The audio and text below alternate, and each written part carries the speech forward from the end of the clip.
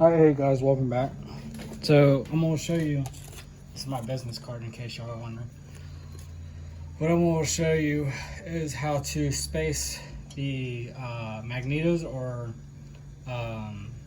ignition coils, whichever one you want to call them. I call them Magnitos a lot, but they are ignition coils as well. So you can say either way you want. I say them both ways depending on who I'm talking to. But you see how there's a magnet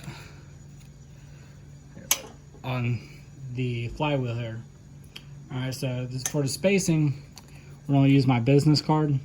This is 14 thousandths of an inch thick, or 0.14 inches thick. Anywhere within that range is good. You can go anywhere from 10 to 20 thousandths.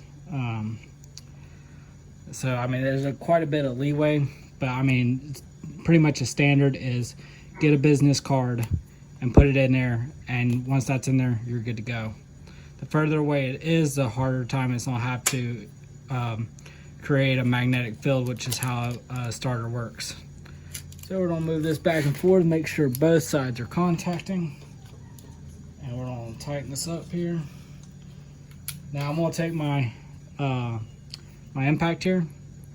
This is my little Milwaukee, and I put it on the lowest setting.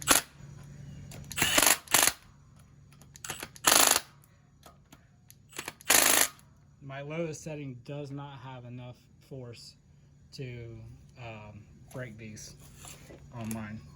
But yeah, and then that's in there pretty much. Now I'm gonna go ahead and just do this. There, that one's pretty much set in place. Take our business card and we can put it back in here if we... Let's try to get it here. There we go. Nope, come on.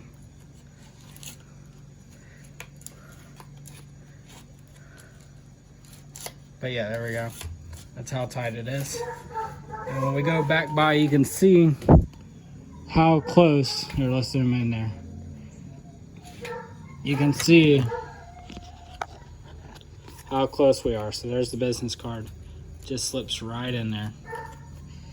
I'm gonna bring it around. Now the main thing is this gap right here.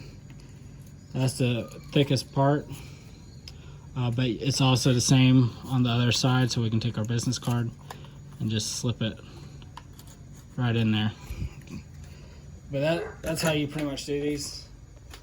So I'm going to show you how fast it actually is to do. So we're going to switch over to the other side there, and we're just going to take our business card again, flip it that way just because it's facing that way a little bit better. There we go.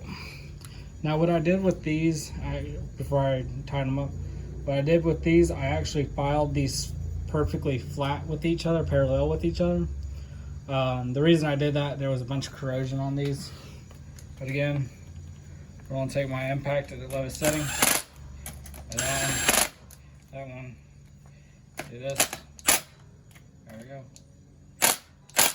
And it's about a quarter turn, if y'all were wondering.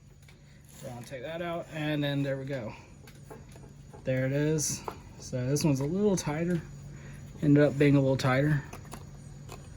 But yeah, I mean, that's how much play you have there. But yeah, that's how you do it. Let's double check. And when you're dealing with it like this, it doesn't really matter